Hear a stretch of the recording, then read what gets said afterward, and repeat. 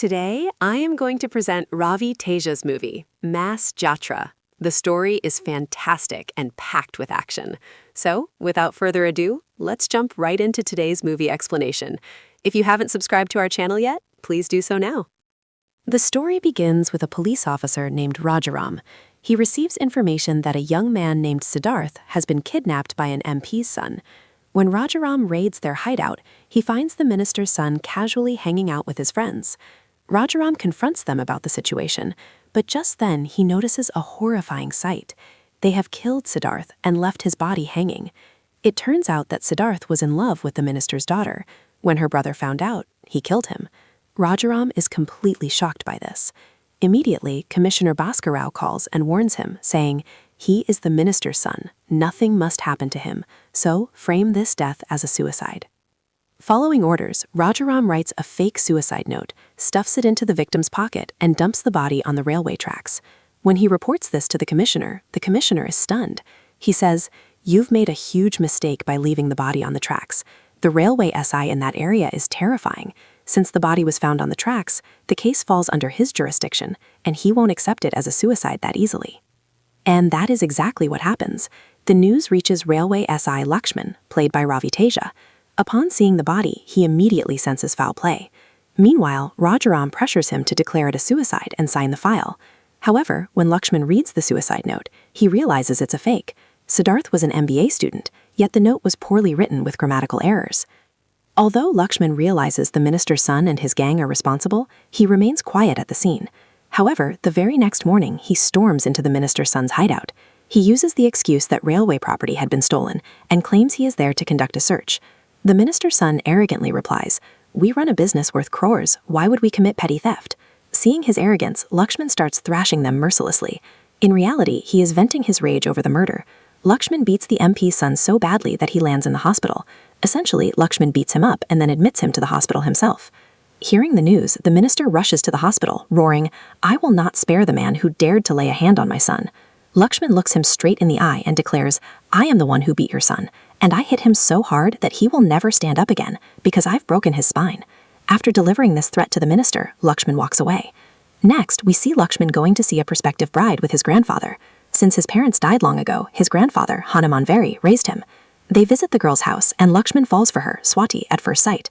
However, the real twist happens when they return home and sit down for a drink together. Hanuman cunningly calls Swati's father and lies, claiming his grandson is a drunkard, a womanizer, and even has a damaged kidney. He intentionally slanders Luxman to sabotage the proposal. It works. Swati calls Luxman and bluntly rejects the marriage. When Luxman finds out, he gets furious with his grandfather and demands an explanation. Honeymoon confesses that he raised Luxman with great care and is terrified that if Luxman gets married, he might dump him in an old age home.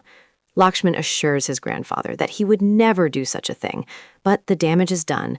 The marriage is called off. The scene then shifts to a police officer named Ajit Narayan. An informant named Madan gives him details about a man named Shivadu. Madan reveals that Shivadu cultivates marijuana in a village called Adavivadam in Vishakhapatnam. He forces the local farmers to cultivate Shilavathi cannabis, a highly expensive variety, instead of rice. If anyone refuses, Shivadu kills them. He has established a reign of terror throughout the village. Not only that, Shivadu smuggles his supply to Calcutta via Odisha. Influential businessmen and politicians are involved in aiding him. His contraband carries a specific seal or stamp that is so intimidating that even the police lack the courage to intercept it. After providing all the details, Madan urges Ajit to take immediate action. However, Ajit decides not to rush. He needs to gather more intelligence first. He suspects a connection between Shivadu and a man named Patra based in Calcutta. The scene then shifts to demonstrate Shivadu's brutality. When an officer seizes one of his shipments, Shivadu marches straight into the police station holding a venomous snake. Initially, he tries to bribe the inspector with money and offers friendship. But when the officer refuses, Shivadu uses the snake to bite and kill him. He then retrieves his goods and walks away, cementing the fear he instills in people's hearts. Meanwhile, we see Luxman getting transferred to that very village, Adavivadam, where Shivadu's reign of terror prevails. His grandfather is delighted by the news, since the location is close to their ancestral home. However, there is a problem. Luxman refuses to take his grandfather along. He knows the place is dangerous and lacks proper medical facilities, so he considers sending his grandfather to an old age home. This enrages the old man. Misunderstanding Luxman's intentions, he thinks Luxman wants to get rid of him to get married. In a fit of anger, he curses Luxman, saying he will never get married in his life. Luxman sets off for Vadam. Upon arriving at the station, he finds it in a deplorable state, filthy and neglected. There are even goats and buffaloes tied up inside the platform. Luxman immediately realizes something is terribly wrong here. He orders Constable Subu to clean the station immediately. Just then, he notices some men openly smoking marijuana right there on the platform. Luxman approaches them and questions why they are smoking in a public place and where they source the drugs. Instead of answering, they start acting arrogant. Seeing this, Luxman brashes them soundly and drags them to the police station. Inspector Konda Gopal is present there. Luxman explains the situation and orders him to lock the men up and arrest the dealers. However, instead of detaining the criminals, Konda tries to stop Luxman. Konda Gopal attempts to intimidate Luxman. He reminds him that as a simple RPF, Railway Protection Force, officer, he has no business interfering in civil police matters and advises him to stay within his limits. Luxman doesn't argue. He simply listens and walks away quietly. That night, another incident occurs. Hearing gunshots while sleeping, Luxman rushes toward the forest with Constable Subu. He finds a group of men who have hunted and killed a peacock. When Luxman confronts them, they casually reply that they do this every day. Luxman drags them to the forest officer, only to discover that the illegal hunting is happening under the forest officer's own orders. Inspector Konda is present there as well, and warns Luxman once again not to interfere. Again, Luxman returns home without saying a word. The next day, while Luxman is sitting at the station, the same group of hunters finds him alone and starts mocking him. While they are laughing at him, Luxman gets an idea. He counters, "Is the railway your father's property? Show me your tickets." Since they don't have tickets, Luxman finds his excuse. He beats them black and blue, chasing them from one end of the station to the other. During the fight, he notices a woman named Tulsi, who introduces herself as a school science teacher. She actually helps block some of the goons during the scuffle, earning Luxman's admiration. The scene shifts back to Shivadu. He has chained up a girl whom he has loved since childhood and is trying to force into marriage, though she refuses. Just then, his battered uncle and gang arrive. Hearing that his men were beaten so brutally just over train tickets drives Shivadu mad with rage. Meanwhile, Luxman falls for Tulsi. Since she commutes by train daily, Luxman starts following her and secretly falls in love.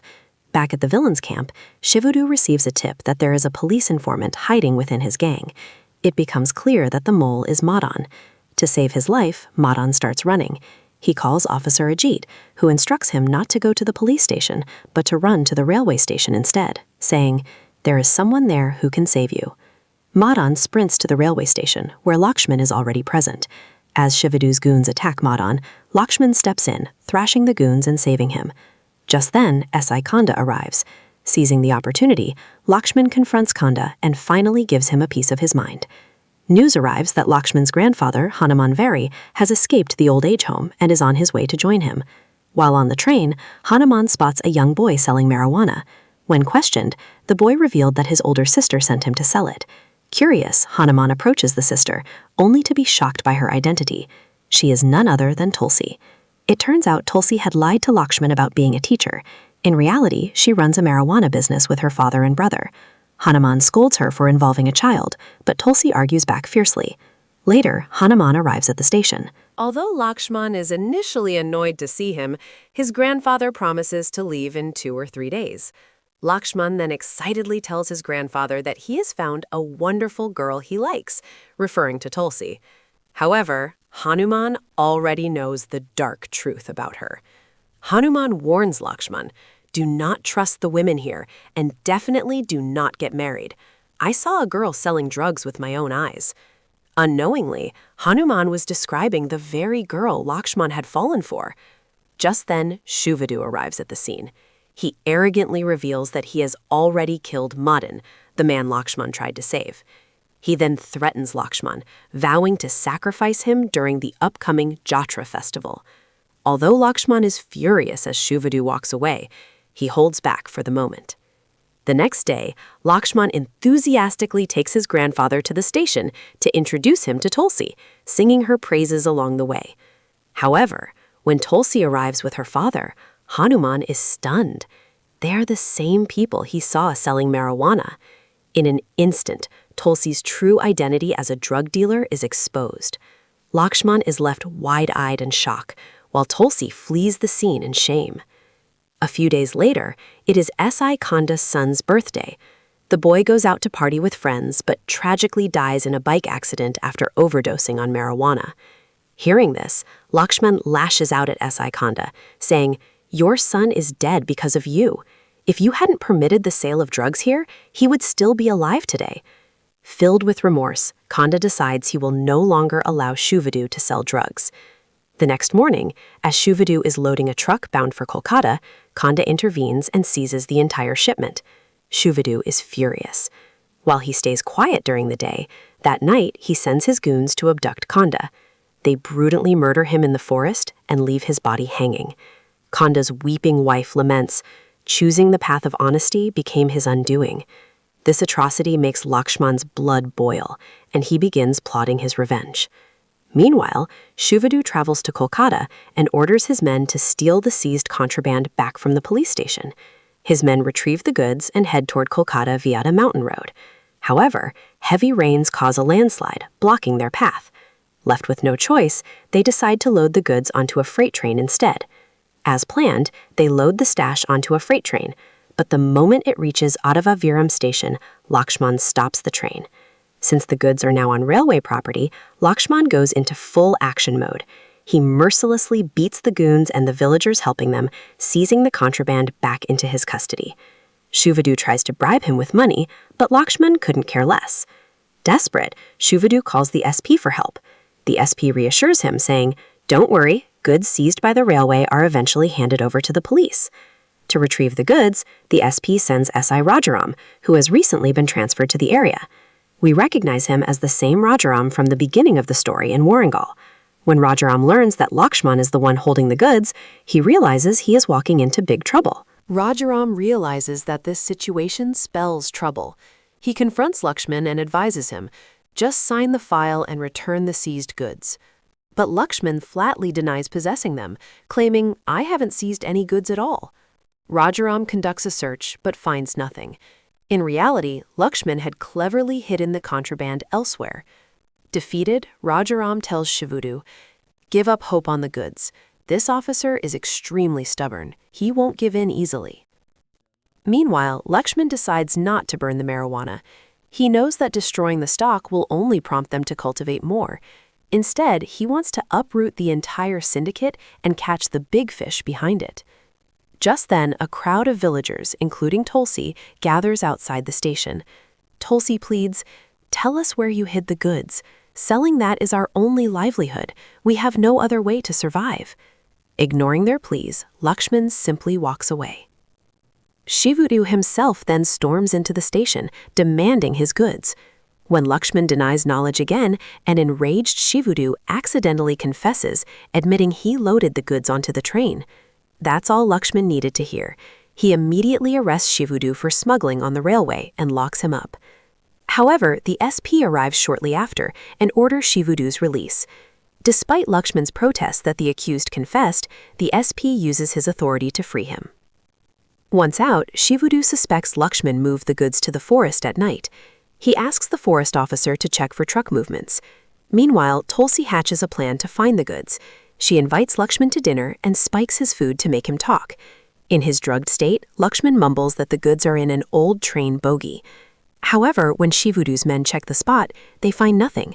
Luxman had misled them even while drugged. Later, the forest officer traces the truck to the tiger reserve via CCTV. They find the truck there, but it is empty. That night, Luxman spots Tulsi and her father buying guns from a dealer. Furious, he confronts them, and the heartbreaking truth finally comes out. It turns out Tulsi has another sister whom Shivadu has kidnapped and chained, planning to forcibly marry her at the upcoming Jatra festival. Tulsi was trying to raise 30 lakhs to form a gang and buy weapons to rescue her sister. Selling marijuana was her act of desperation. Hearing this, Luxman is consumed by guilt and rage. He heads straight for Shivadu's stronghold. On the way, he is intercepted by the same goons who killed Inspector Konda. They plan to kill Luxman, unaware of the beast they are provoking. Luxman brutally eliminates them one by one. He then storms Shivudu's lair, thrashes the remaining henchmen, and rescues Tulsi's sister. When Shivudu attacks, Luxman beats him down and chains him in the same spot where the girl was kept. Tulsi and her father are overjoyed to have the sister back. Meanwhile, an associate of the Kolkata Don, Patra, arrives because the delivery is late.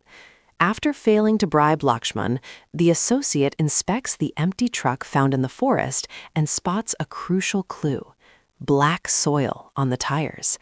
Since the local terrain has red soil, he deduces the truck must have gone to a specific area known for black soil. Following this lead, they raid a house in that area where the goods are hidden. Lakshman's grandfather, Hanuman, is guarding the stash.